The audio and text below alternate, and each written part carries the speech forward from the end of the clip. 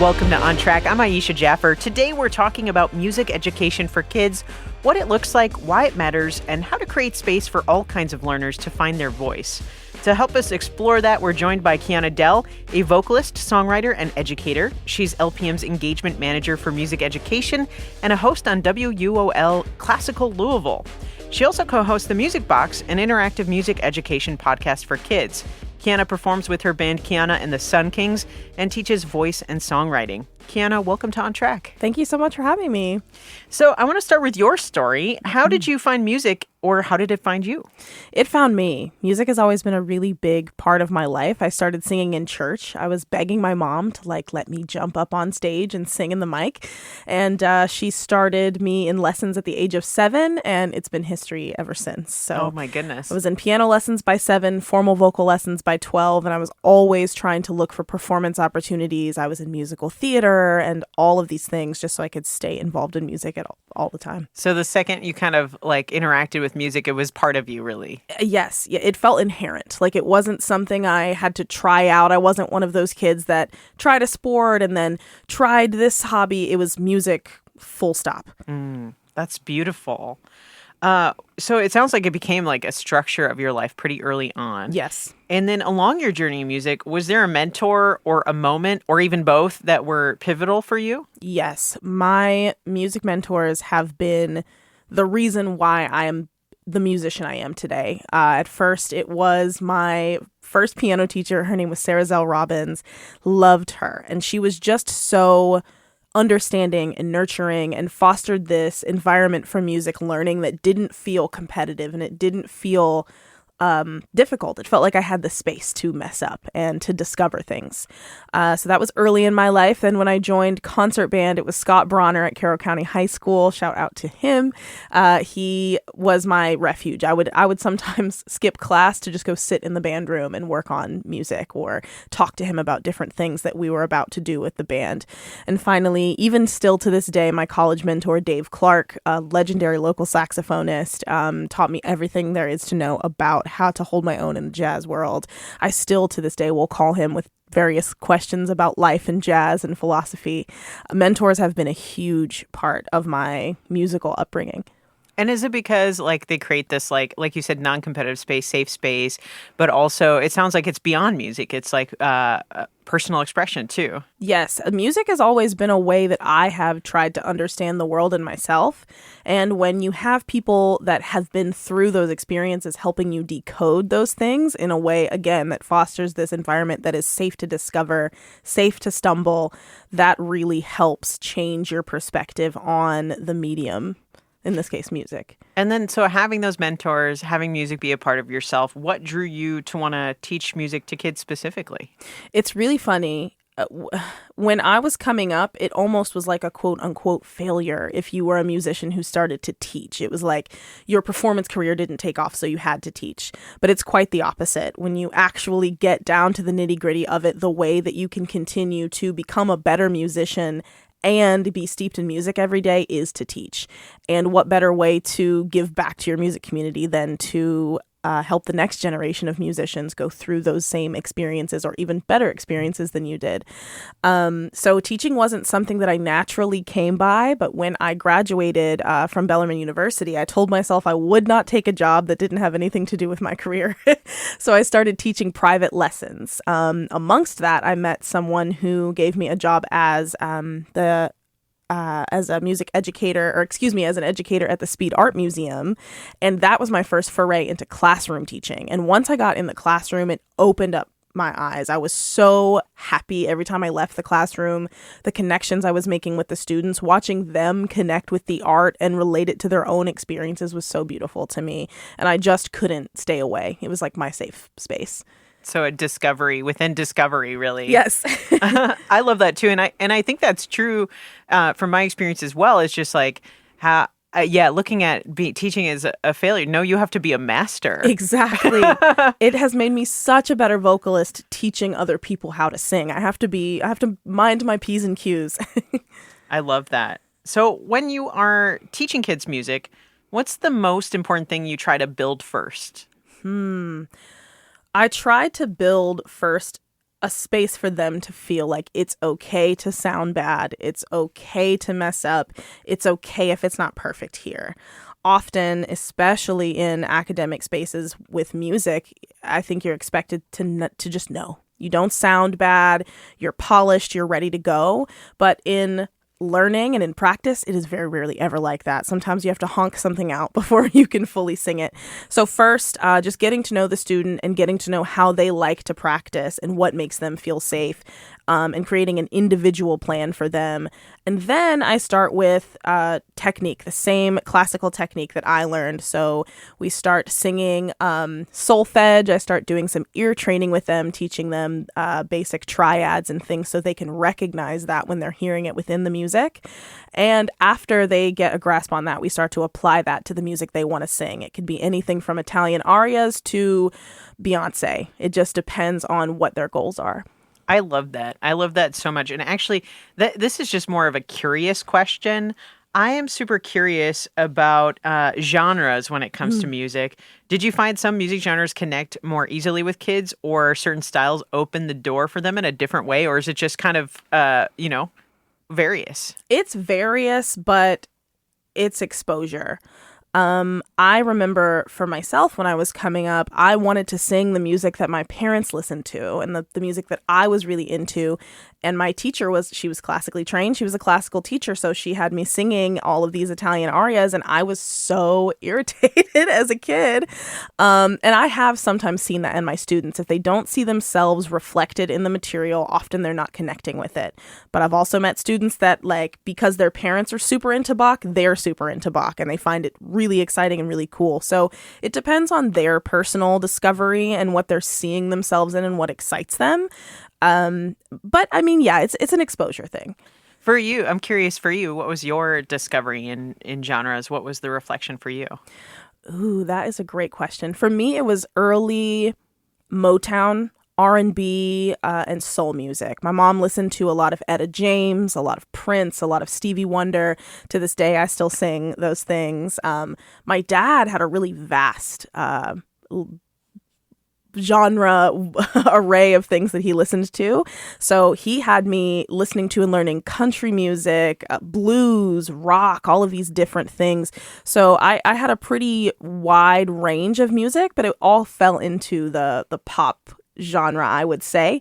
I got into jazz when I was about 15 or 16. I was really interested in playing the trumpet and joining jazz band. And then I started listening to current jazz players, and I was like, wait a minute, these musicians are alive and they're making music right now. And they look like me. They sound like me. And so I kind of little by little dipped my toe into that. But it did start with some Motown and soul. And that's what you studied, right, jazz? That is right. Yes, yeah. My degree's in jazz studies. Nice. I love that. I mean, you're speaking my language as far as sound goes. So yeah. I'm very happy to hear that. So bringing it back to the kids now, it's interesting to hear about, seeing themselves in the genres. And then you hear all this stuff about, I came from music too, so it's like all these books about the science of the brain and music and all these impactful things. So what impact do you think music education has on kids? Beyond, of course, learning the instruments and the theory, but beyond that, what else? Psychologically, learning and playing music has a really beautiful impact on our brains. It has this ability to help us learn collaboration and communication and even sometimes fine motor skills if you think about the playing of guitar or piano in younger children.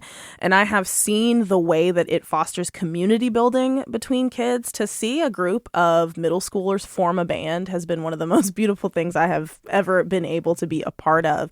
And that community building and communication aspect of it, there is nothing else like it in any other thing that I have explored than in music. It's an alternative too to instead of being in front of a screen, you have something physical that you are holding on to, or maybe your physical self as an instrument, right? Yes, yeah. So then speaking of that, we were talking about expression a little bit. What role does expression play in your approach to teaching kids music, especially those who are just starting to find their voice? I love that question. I lead with emotion when it comes to teaching music. Some of the first things that we will do is read the lyrics and then, okay, what story are these lyrics telling? And I will tell them, you may, as a middle schooler, have never experienced a breakup, loss that's significant, but you know how it feels to have your heart broken. You know how it feels to be sad. And how would you express that sadness to somebody who had never felt it before? And so I lead with that emotional expression of communicating something incredibly human, the feeling of something, right? We've all felt excited. We've all felt happy. We've all felt sad. And how do we use this music to communicate that? So expression is, if I could teach nothing else, I would teach just that emotional expression. If I had like a crash course, it would start there. It makes me think of like, when you watch a film and that song expresses the emotion for you, or it's like you have to have that perfect pairing. Me too. So creating that, what a powerful example, a breakup. Oh my goodness. I know. Exactly. I mean, think about your first breakup at like 14. It's the worst thing you've ever experienced. You know? I'm pretty sure I put like all my ex's stuff on his lawn. It was very traumatic. I remember my sister coming into my room. I'm like crying with Destiny's Child Girl playing. Yes. My sister was like, "Are you okay?" The Boy Is Mine was Brandy and Monica. So good. So I'm curious, like in your experience, can you share any stories? Looking at this impact, experiencing that impact. What have you seen open up for them? I can particularly remember a student that I had when I was teaching at School of Rock. And she came into her lesson and she was visibly different. I mean, her energy was lower. She normally came in very excited to sing, very excited to learn. And I remember just telling her, sit and just tell me what's going on. And she breaks down into tears and tells me about this issue that she was dealing with at home with her parents. And after that, she was like, I feel so much better. She was like, I didn't even know that I could do that here. I'm like, of course you can do that here. When you're singing or performing or playing, these emotions are going to come up. It's going to come up in the music. Something that you hear is going to remind you of this thing that you're going through. So let's work through it together first and talk about how we can apply it to the music. It's always been a huge honor for me when my students feel comfortable enough to bring this burden and to lay it down in the practice room and say, here's what I'm dealing with. I might not give my all today. Today I'll only have 20%, but that's going to be beautiful. We're going to work with that 20% and we're going to help you work through that moment. And so any of those moments always stick out to me when I get to see the humanity in my student and when they know that it's a safe place to be human. I think that's so key. It's not all whiplash. Exactly. Oh my gosh. Yeah. That's really beautiful. And then, so you've seen them open up, like truly open up, but then also like, have you seen any like personality shifts as in confidence or ways of even like you were talking at the beginning, communication? Yes. Yeah. I think I worked with her from 13 to 16. And I mean, that is a difficult time in your life anyway of learning who you are and coming of age. But the difference in her first performance on stage to her final performance when she was, quote, graduating from School of Rock, her confidence, she just opened up. She was comfortable. She was working with the crowd. And she's just one example. I love to see how a student comes out of their shell when they get on stage and they get in that flow state. There's just really nothing like it. So you co-host the Music Box, an interactive music education podcast for kids.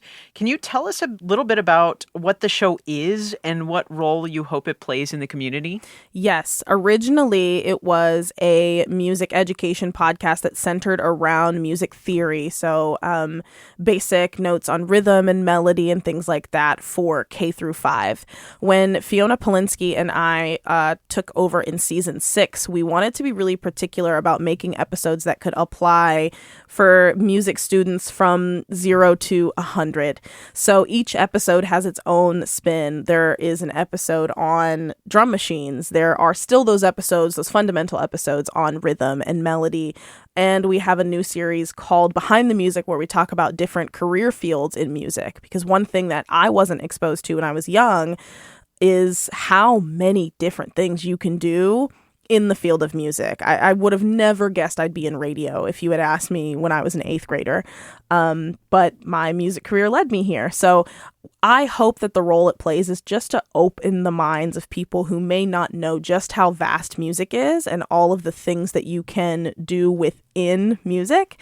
And just teaching that, again, that fundamental collaboration, connection, active listening that you get when you learn different concepts in music. And have you heard any responses to like what people have learned and what they've done with it? Yes, actually, sometimes people will be like, I listened to the music box with my kid and I really loved the episode with the local producer, or I had no idea we had a recording studio in that space in Louisville. So I really love hearing that. Oh, I also love hearing that. That's really cool because music is vast and it's a wonderful, I love hearing your stories about how it's really impacting people really of all ages. So when we think about music education, we often focus on playing or performing, but how important do you think it is just to teach people how to listen, how to really hear and appreciate music? It's incredibly important. As a jazz musician, especially, the first thing they tell you to do is to listen to different recordings. So when learning a tune, I'll listen to Ella Fitzgerald do it, but then I may listen to a pianist play the melody, and then I may listen to a saxophone player, and then I'll compare the three of them. And my first quarter learning of this song is just listening to different interpretations and different takes on it. The same can be said of a popular song that many different people may cover. You'll be able to see, okay, what did their life story add to this? So I do think that listening is super important, not only in the learning of music, but also if you are not a person who wants to play an instrument or perform, attending a performance, connecting with people on listening to something, a Waterfront Wednesday or an orchestra performance, a concert in the park. I think that it's a way for people to gather and to see themselves and to connect emotionally, even if they're not interested in the performing and playing aspect. I feel like when we came back from the pandemic, that was one of the things that was said on stage often at these concerts is this, we're all here together listening to this one thing. We're all connected in this moment. And I think that is really powerful. It is. And it was a way that we connected even during the pandemic. I remember doing a couple of live stream performances. The one thing that still kept us together, even though we couldn't gather physically, was that we were listening to music together or watching a live stream concert or, what have you. I even gave some virtual vocal lessons during the pandemic too. So music stayed that connective tissue during that time. Well, thank you, Kiana. We'll be back in a minute. You're on track with Louisville Public Media.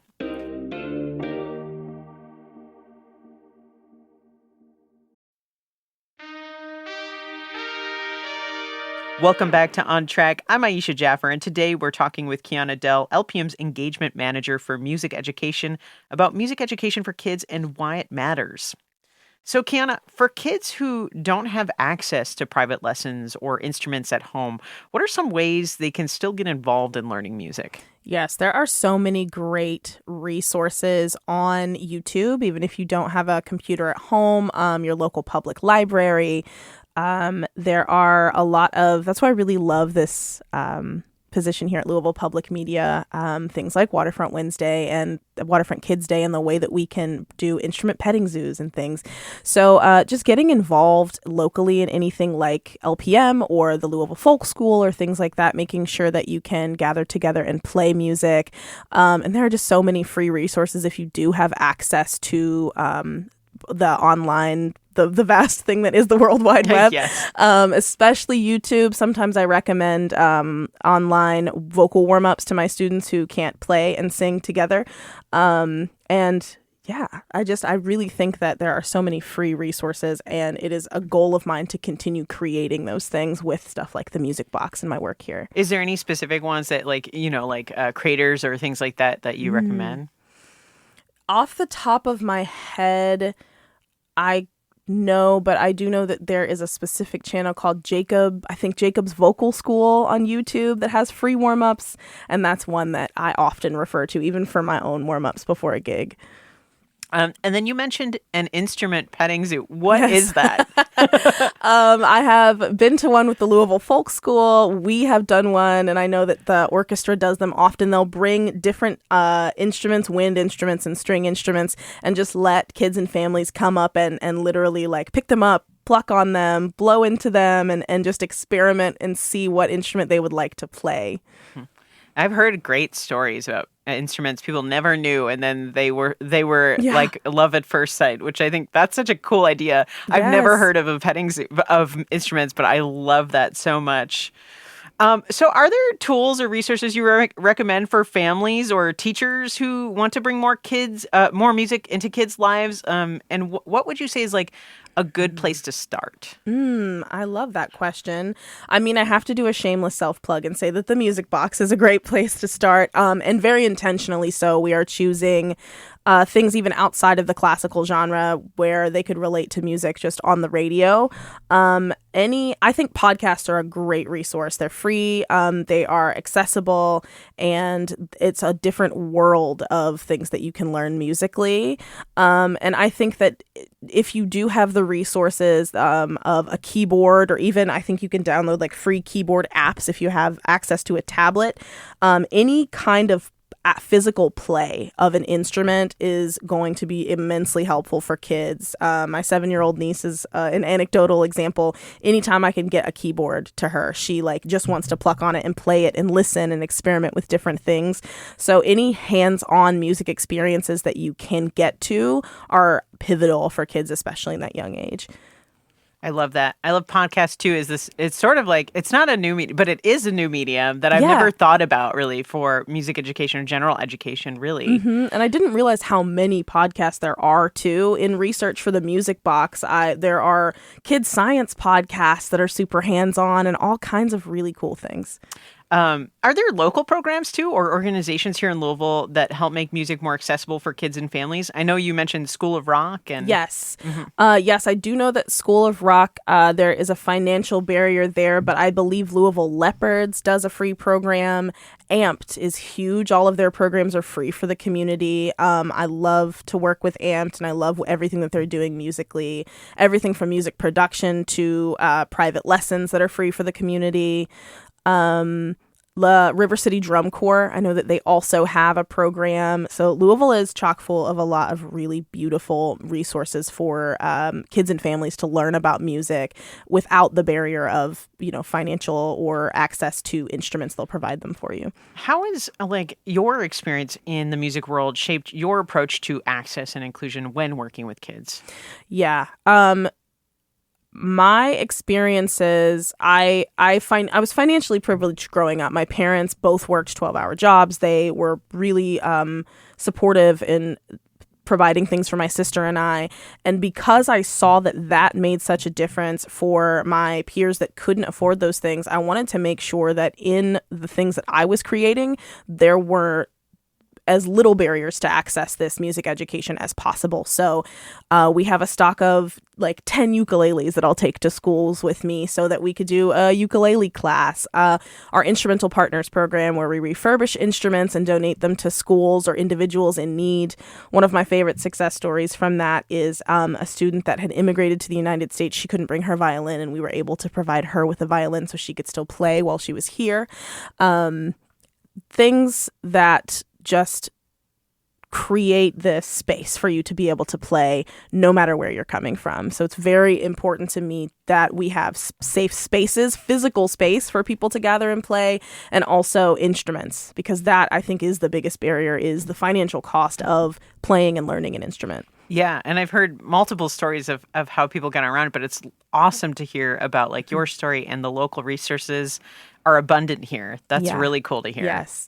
And again, a program like Amped, where they have all of the equipment there for you, and their classes are free, and all you have to do is sign up and go. And I want to continue making and fostering programs like that. It's really beautiful. So what have your students taught you that stuck with you as both a musician and a teacher? Oh my gosh. My students teach me something every single day. I think some of my favorites have been like, there's no such thing as bad art. There's no right way to make art. That is, I think I was in a 4th grade class, and we were doing this module called When Music and Art Collide. So we would listen to music and they would draw a picture that represented the music and vice versa. We would look at a picture and then, have them create music. And seeing them create and just how unabashed they are. There are no wrong answers. That is something that I take away from my students every time. And I'll say again that my private students have made me a stronger vocalist. So they'll ask me questions like, where do whistle tones come from? And I'm like, I don't know. And so then I have to dig into the research of what is happening within my vocal folds, what's happening in the muscles. I'll have to do a deep dive on things. So I learn just as much from my students as I hope they learn from me. Yeah. See, you have to become a master. Exactly. I just got a vocal scope for the first time a few weeks ago, and to actually physically see the inside of your throat, your vocal folds, very, very cool to see. Did it help inform? Yes. Yeah. I understood conceptually how the mechanism worked, but of course I had never looked at how your vocal folds move and come together as muscles when you're singing. And now you have your own personal portrait. I know. Well, before I let you go, what's the biggest thing you hope kids take away from having music in their lives? The biggest thing I hope that they take away from having music in their lives is that it's safe to be yourself. That same philosophy of there are no wrong answers. What you have to create is totally unique from what somebody else has to create. We don't want to see a carbon copy of the artist that you like. We want to see you. We want to see who you are. And this is going to be a really beautiful, safe space for you to be you. I love that. And clearly they're confident in that there's no bad art. Exactly. There is no bad art. I agree. Kiana, thank you so much for joining us on Track today. Thank you for having me. Kiana Dell is a vocalist, songwriter, and educator, and serves as LPM's engagement manager for music education. Kiana hosts The Music Box, an interactive music education podcast for kids, and you can also hear her weekdays from 3 to 6 on 90.5 WUOL Classical Louisville, or performing with her band Kiana and the Sun Kings. On Track is a production of Louisville Public Media. The On Track production team includes Michelle Tyreen Johnson, Alex Biscardi, and Laura Ellis. Our music is by Kojin Toshiro. If you're just tuning in and you want to hear the full show, you can find it now at LouisvilleOnTrack.org or in your favorite podcast app. And let's continue the conversation. Is there something you want to hear about, something that matters to your Kentuckiana experience? Let us know by sending us a text or calling 502-814-TALK or email us at ontrack@lpm.org. I'm Aisha Jaffer, and remember, when the rhythm is right, their minds take flight. Until next time, you're on track with Louisville Public Media.